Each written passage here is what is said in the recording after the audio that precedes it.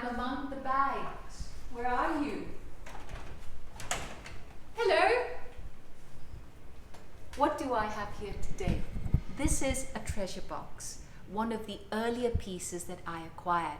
It's in two sections. It used to sit on my vanity table, and I used to have little small things in it. Now I had to redo the entire inside because it was really a mess. And this bag is probably 1930s, thereabouts, so she's lived for a very long time. Today I want to share on double-deckers, such as this, and triple-decker handbags. And here in the Museum of Vintage Bags, we have over 450 bags for you to look at, be amazed by, and as it says, sit here and enjoy the view. Come over to one of our boards. We have here two versions of a triple-decker handbag.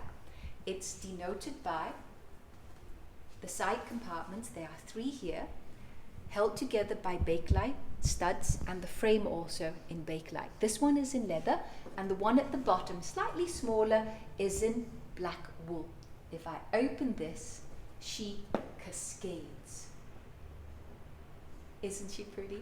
So you have a compartment in black, you have a compartment in red, and one in gold satin. She's a pretty big bag, and she's made by Lacotte, and I'm estimating circa 1930s, 1940s, thereabouts. So compartments allow you to organize your things. Compartments make the bags interesting. And if we take a walk to the bag bar, I have another one to show you. Let's go.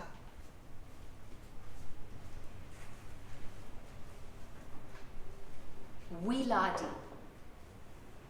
1946, I think, is when the company came into being, and they made lucite handbags. This one is what we call tortoiseshell or honey-colored amber.